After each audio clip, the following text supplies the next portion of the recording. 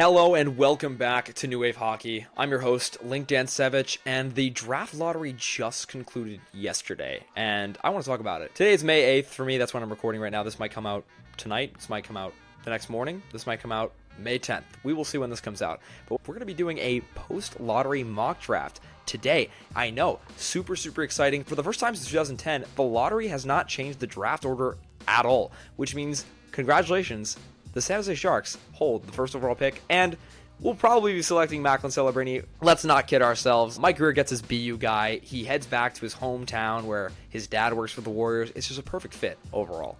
And I don't really think it's a rigging as much as last year was, because Bedard to Chicago, big hockey market. Celebrini, he's a modest first overall pick going to a modest market, which really needs him. That's really the one pick that's guaranteed in all of this. We're about 50 days away from the actual draft, and no one has any idea what the hell is going to happen on draft day. However, I'm going to make a prediction. I'm going to be doing a mock draft not based on my personal rankings and where I think each player should go.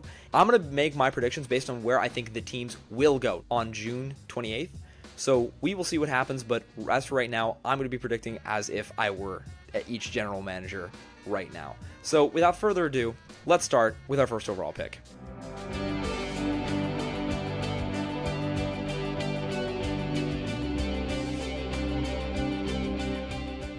And with the first overall pick, the San Jose Sharks select Macklin Celebrini. Is it even a surprise anymore? Although it wasn't really clear who the first overall pick should have been at the very beginning of the season. It was between Celebrini and Eiserman. Celebrini quickly pulled away from the dissenters. I mean, he had a tremendous season. He won the Hobey Baker, for goodness sake. He was just fantastic.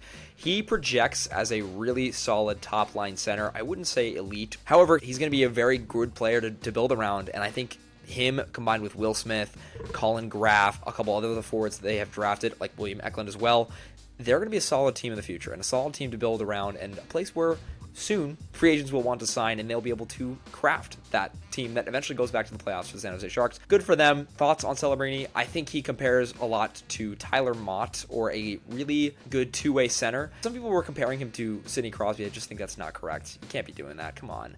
What are we doing? Putting too much expectations on the kid? But he plays a really good two-way game. He is active in terms of hunting the puck. He's got great compete. He's got great skating. He knows how to drive the puck down the middle. A very good translatable NHL trait. He's going to change the way the Sharks play hockey from day one. And we'll see what will happen in the following months. Will Will Smith go back to BC, or will he try to join Macklin Celebrini? It will make for an interesting argument, because, I mean, it's really good that they got the first overall pick, because now it really just changes the whole dynamic of the team. So good for the San Jose Sharks. They get Macklin Celebrini. And with the second overall pick, a lot of people don't think this is a very obvious pick. I personally do. I think this is the easiest pick, right up there next to cashing in Celebrini at number 1 overall. The Chicago Blackhawks will select Ivan Demidov from SKA St. Petersburg in the MHL. If you want to talk about as dynamic of a prospect as it gets, Demidov is really up there. He is fantastic. A winger who can just create offensively just so well, and combining that with a goal-scoring center like Connor Bedard, that's going to be lethal. If you watch some of the passes that Demidov makes throughout the season, he just is so lethal with and without the puck. The only thing really drawing him back is, again, a lack of maturity. His skating, people don't like his skating because it's a 2-10 skating form, which is what Brant Clark has, Antonio Stranges, and neither of them have yet to make the NHL. But watch Demidov, watch the speed that he gets, the separation that he gets in zones. It is so worth it. I think he's one of the better skaters in terms of edge work in the draft. People are really low on his skating. I think it's not that big of a deal. He's going to slot in perfectly with Connor Bedard at number 2. This is the second easiest pick in the entire draft, for good reason. At third overall is where it gets a little bit muddy. I'm kind of just throwing out my line here and just seeing what will stick. There's a lot of places the Anaheim Ducks will go. Will they go Cayden Lindstrom? Will they go with my number 1 overall defenseman, Zeev Buium? There's a lot of places they can go here. I feel like they have too many centers to justify taking a guy like Cayden Lindstrom. Plus, they just took Leo Carlsson last year, who they're basically the same prospect. I don't know why they would take him again. So right now, I have them taking Artyom Levshunov from Michigan State. Now, I'm in a very unique position with Artyom Levshunov because I've seen him play multiple times in person. I've even gone to Michigan to go see him play against Michigan itself. He's a really dynamic player, and I love watching him in person. He's not my favorite of the defensemen. That's Zeev Buium, but He is number 1 on most boards. He is the number 1 defenseman on the North American Central Scouting Rankings. And for good reason. He deserves it. He's a mega prospect. He has a very, very high upside. His floor, maybe not the best, but he looks really good. And someone that I think the Ducks will be happy to invest in. He looks like a very Pat Verbeek pick. However, there is a lot of places that the Ducks can go here. They can go with any of the defensemen that are in the big 4. They can go with Dickinson, Silayev, or Buium. But I think Levshunov probably is the best fit. He's a big guy. Probably will install some culture into the Ducks. And, you know, it's never bad to have a defenseman who can do it all, like Levshunov. And at number 4, I have the Columbus Blue Jackets taking Cayden Lindstrom from Medicine Hat in the WHL. This is a scenario where the Columbus Blue Jackets, they just need the best player available. I think there's a lot of good defensemen that they could take. However, I think their defensive core is good enough as it is. They've got a lot of good prospects coming up on the defensive side of the puck, and I think you just can't not benefit from taking the best player available, and 2, the best center available. So yeah, Cayden Lindstrom, he's going to be a big puck-moving center who can slot in as a power forward and might be able to play next year for them, which would be huge. He is a little bit injury prone, which could be a bit of a concern, but from what I've seen this year from Lindstrom, he looks like the finished product. I would really not try to rush him to the NHL. Again, try to get his legs under him. He's suffered 2 injuries in his draft year. My goodness. Give the man a break for a little bit. But Cayden Lindstrom, long-term, will be a very solid pick for the Columbus Blue Jackets. And at number 5, I have my first really reach pick right now. Montreal, they've been talking for a long time about what they want and what they need, and with Lindstrom gone, and their kind of unwillingness to take a defenseman because they're pretty set on defense, I have them reaching for Berkly Catton. I know. I don't think that he's that amazing prospect that should be taken in the top 5, let alone even the top 7 or 8. But Berkly Catton, number 5 to the Montreal Canadiens. There is a lot of benefit to this because, again, he could play center at the next level. He probably will not. He's probably going to slot in as a wing, but he's a very dynamic wing, can create really well offensively, has a really good stride, knows how to score on the rush, and I just think he's going to add a lot of flavor and spice to a Canadian roster that really, really needs it. So they need to step up and be better and just keep loading that offensive core because they're getting better, but it's kind of just one skater at a time. So we'll see what happens. But Berkly Catton, I think, should slot in very nicely for Les Habitants. And at number 6, the Utah team. Yeah, I'm about as happy with that as you are.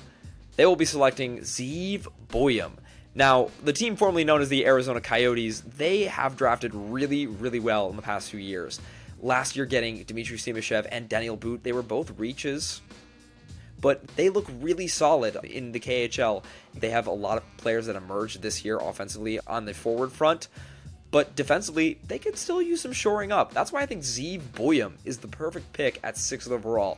I personally believe that he should have been taken 3rd overall, and that Zeev is the best defenseman in this draft class, and he would have been perfect to slot in with Anaheim because he's from San Diego. But Utah will be using him probably from day 1, maybe, if he makes camp. Zeev is a tremendous player in terms of IQ, in terms of transition game, in terms of creativity with the puck. He just makes plays that you'll just be like, who the hell does that? And he's aggressive on the defensive side of the puck as well. I think he's just the perfect complete defenseman, and the sky's really the limit from here. He looks so good and well polished as a defenseman.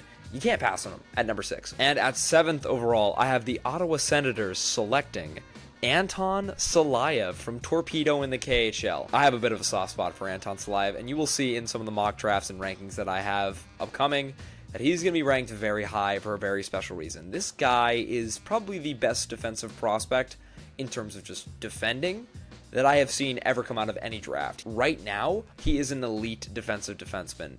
Craig Button says that he has shades of Victor Hedman. I don't think he has that type of offensive game, but he does show competence in terms of carrying the puck up the ice, along with his defensive skating and his defensive awareness. I think he's going to develop very well in the Ottawa Senators system. Moving on to number 8 overall, I have the Seattle Kraken selecting Zayne Parekh. Now, this is not who I would select at 8th overall for the Seattle Kraken. I probably have around 2 other defensive prospects that I would take ahead of Zayne, but people are really high on him, and I can see why. He's a very dynamic offensive defenseman, and Seattle is a young franchise and could desperately need that with Matty Beniers emerging as a star potentially. along with Shane Wright. Grabbing Parekh would kind of just be like the dummy decision, like, oh yeah, this is just pretty obvious. We have this guy at 8. Yeah, take him. Why not? You see how much Quinn Hughes has panned out. However, again, it's a pendulum. We could either see if he's going to be Quinn Hughes or Adam Fox, or Adam Boakfist and Henry Yokoharu. So again, it's a bit of a pendulum. You don't know what you're going to get in this offensive defenseman, so stay tuned. We'll see what happens on draft day. At number 9, I have the Calgary Flames picking Iginla. Come on, it's just too perfect. The goal-scoring center that Calgary really desperately needs from a player who is the son of their greatest player of all time. It's poetry. It really is, and I really love that it's about to play out on my screen. Iginla might be selected by the Canadians at 5th overall for all I know. But again, he's going to fit really, really well in the Calgary system. I feel like they have a lot of big bruising forwards in the system that are going to pair really, really well with Tige's aggressive style of play. It's going to be a very aggressive team, and this is a team that is building to a team that can go far in the playoffs, which is something they never have been able to say over there in Calgary. So they look at teams like Vegas, they look at teams like Colorado. They're big, bruising teams that can score and have skill. Iginla is the start of that movement in Calgary. And at 10th overall, I have the New Jersey Devils selecting Sam Dickinson. I cannot believe that he fell to 10. I can't believe it in my mock draft. But there are some mock drafts that have him falling all the way to 12 to the Flyers, which would be awesome, but I have to be realistic here. Sam Dickinson, I think, come draft day, will probably be drafted higher than this, but based on need and based on dynamism of the prospects, Sam Dickinson will fit in really, really well in New Jersey. In terms of how battered the core was in terms of injuries, they need a solid defenseman who's going to play a ton of minutes for you, can probably top out at 50 points, and just give you great, solid defense for years and years to come. Sam Dickinson is probably going to be that guy. He looks really complete as a defenseman, a little bit slow on his skates, but I really like him as an all-around complete defenseman. He just doesn't show offensive dynamism, insane raw traits like the defenseman taking in front of him. And at number 11, I have the Buffalo Sabres taking Carter Yakemchuk from the Calgary Hitmen in the WHL. Now, looking at the Buffalo Sabres draft prospect cupboard, it's essentially stocked to the brim. So there's not really anyone that they need to take here. Their forward core is pretty set, and they've got a lot of good prospects on the way already. On terms of defense, they're fine. I think they can improve a little bit more. Carter Yakemchuk is the answer for them. He is an incredible goal-scoring defenseman, which is a little bit of an oxymoron, but he shoots really, really well from the point. I really like his shot. He's got a cannon, and he skates really well. He needs to get a little bit more physical without drawing too many penalties, because he is a very physical player, but he almost led the WHL in penalties and didn't fight most of the time. So you know what that means. He takes dumb, stupid penalties. But he scores really well, he defends really well, he does have a little bit of an issue with defensive positioning, but otherwise, Carter Yakemchuk should be a very nice defenseman to add to the Buffalo Sabres draft cupboard, and maybe we'll get them over the hump and into the playoffs someday. Let's see, we can only hope from here on out. And at number 12, my favorite team in the National Hockey League, the Philadelphia Flyers, will be selecting Konsta Helenius from Ukraoit in the Liga. It's not so much of a stretch to say that Konsta is going to fall to 12. I personally want him because I want a really good center who can move the puck. A center that really likes to dish the puck often and really well. He has a great vision. He's a great sense of where the puck needs to go on the ice. He had 7 assists and no goals in 5 games in the U18s, and he's now playing on the World Championship roster for Finland. So to say that he's one of the best centers available in this draft is not a stretch. You can't really find a lot of holes in his game. He needs to shoot it more often, I think, because he does have a better shot than most, but again, he didn't really show it off in the Liga this year. He passes really well. That's probably one of the hallmarks of his game. His effort, his skating, his compete. He does it all really, really well. He's a very complete prospect, and I think with a little bit of seasoning, he could be a really solid puck-moving center who can just dish the puck to whoever he needs to. The Flyers can really use a center like that, and I would really love the chance to draft a guy like Konsta Helenius. At number 13, the Minnesota Wild will be taking Cole Eiserman from the USN TDP. Now, I'm not the highest on Cole Eiserman. As you saw probably on my underrated, overrated video, Cole Eiserman was not on that list, but I almost put him there. I really went back and forth between him and Catton, whether or not they should all be there, but again, people are already saying that Eiserman is down where he needs to be. I have him around 13, 14, so this is kind of where I think he's going to go. But, Eiserman, you can't take away something from him. He is probably the best goal scorer that this draft has seen in some time. It's been a long time since I've seen a goal scorer like him. Maybe Bedard comes close, but Eiserman, he's just a fantastic player at putting the puck in the net. He does what you need to do. And Minnesota, if so there's one thing that they need to put the puck in the net. So Cole Eiserman should really just fit a need and a niche there in Minnesota. With the 14th overall pick, it's the San Jose Sharks again. Yeah, they got this pick from the Pittsburgh Penguins in the Erik Karlsson trade. So, yikes. Rough for the Penguins, giving that up again for Erik Karlsson. Mike Greer, fleece job, I would say. At 14th overall, they will be taking Trevor Connelly from Tri-City in the USHL. Now, I know what you're saying, and trust me, I saw it too at the U18s. But Trevor Connelly is, despite the controversy, too good of a player to pass up on. He is just so dynamic offensively. He skates so well, and he cuts the middle. Again, like I mentioned with Celebrini, very good translatable trait. He is very good with the puck on a stick. He knows how to dish it off really well. His vision is honestly something that I wasn't expecting to be so impressive. He's got a great goal-scoring aspect to his game. He knows how to compete really well. It's just the off-ice stuff. And again, he has a bit of a temper, and it has now affected him on the ice, directly costing his country the gold medal in the U18s. Now, I'm going to get behind all that. I was really mad at him then. I'm fine with the Sharks taking him there at 14 because I wouldn't blame anybody for taking him higher than 12th. I mean, I really think that Connelly is that good of a player. He's the real deal. But again, it will come in terms of draft interview times, whether or not he's going to be drafted as high as I think he is. But, you know, Trevor Connelly looks like he could have elite upside. That's something that sometimes you just can't really pass up, no matter what's happening off the ice. And with the 15th overall pick, the Detroit Red Wings will be selecting Michael Brandsegg-Nygård from Mora IK in the Allsvenskan.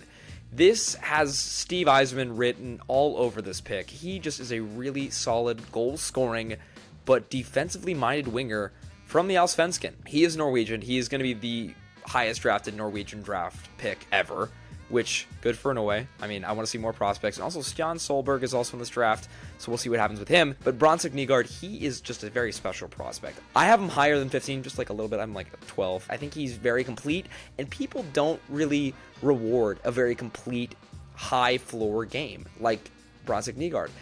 His upside is kind of unknown. We don't really know where he could go from there. It kind of all depends, and I think he's the piece that Detroit needs to get over that hump and get into the playoffs. He really looks like he could translate into someone that could score 30 goals, but also be a Selke finalist in the league. Brandsegg-Nygård looks like he could translate to be like a Sasha Barkov type. What else could you want? I love this pick for Detroit, and I really hope that they make it. This has Stevie Eiserman written all over it. Just take him. Really, just take him. And with the 16th overall pick, I have the St. Louis Blues selecting from Dynamo Moscow, Igor Chernyshov. Now, I've also gone back and forth on this guy too. I think he's the last guy who could have the potential of having elite upside. I really, really, really like Chernyshov. His two-way game is one of the best coming out of this draft. He's very physical. He knows how to drive the puck. He's very offensively minded. He's got a great vision, great shot. There's not a lot wrong you can do by taking Igor Chernyshov, and I think he's going to slot in really well with who the Blues are as an identity. And if he can come over and play within the next 2 years, that's even better. They've got huge big forwards on the way, along with the big forwards they have already on their squad. They're retooling on the fly, and this is a very admirable way to build a team. So, St. Louis Blues, just take Igor Chernyshov. It's one of the easier picks you'll ever make. Now from picks 17 to 32, I don't exactly know how they'll all pan out. I mean, we know how... we know how 17 through 23 are going to pan out because they just got eliminated from the playoffs. But I'm just going to go rapid fire because, again, we don't know whether these picks are going to get traded, where they're going to end up because of, playoffs and stuff like that. So I'm just going to go rapid fire. I'm not going to waste too much time on who the player is and what they're going to contribute to the team. I'm just going to go quickly and talk about the player for like a brief, maybe 10 seconds. So at 17 to the Washington Capitals, I have Beckett Seneca from the Oshawa Generals. He is a dynamic, playmaking, goal-scoring winger who could really contribute on a team that needs some depth in this time where their window looks like it's closing. At 18, I have the New York Islanders selecting Liam Greentree. Yes, power forward, goal-scoring winger with good size, good skill. Despite what I think of him, he's going to be very translatable and a very juicy prospect for some teams in the late teens in this draft. At number 19, I have Vegas reaching for Cole Hudson. I mean, we're looking at what he did at the U18s. We're looking at what you need now in today's day and age, and you need a good, small, puck-moving defenseman who can create offensively. Cole Hudson is probably the best model of that.